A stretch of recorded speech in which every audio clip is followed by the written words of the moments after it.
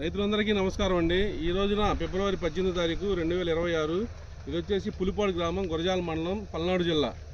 ఇది వచ్చేసి ముండ్రా పరమేష్ అనే రైతు చేనండి. ఇది 4 ఎకరాలండి. ఇది నాటు మిరప రకం రేవంత్ అనే లిటిల్ హైబ్రిడ్స్ కంపెనీ వారిది రేవంత్ అనే నాటు రకం అండి. చూడండి రైతు సోదరులారా, ఈ వెరైటీ యొక్క లక్షణాలు ముఖ్య లక్షణాలు ఏమనగా కింద ఏదైతే సైజు ఉంటుందో పైదాకా కూడా చిట్ట చివరిని కూడా అదే సైజు ఉంటుందండి. కలర్ చాలా బాగుంటుంది. ఎండినాక చాలా కలర్ ఉంటుందండి. పట్టి వస్తుందండి. పట్టి రావడం వల్ల మార్కెట్లో డీలక్స్ కలర్ ఉంటుందండి.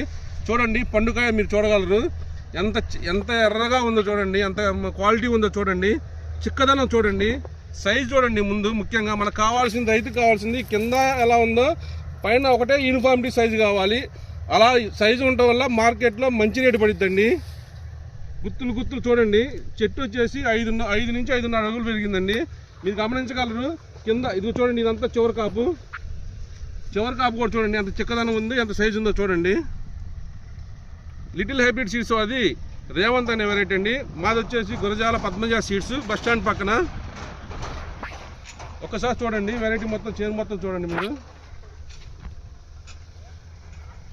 చూడండి, ఏ కొమ్మ పట్టుకున్నా చూడండి. ఇది ఏ కొమ్మ పట్టుకున్నా చిక్కదనం, బాగా చిక్కదనం.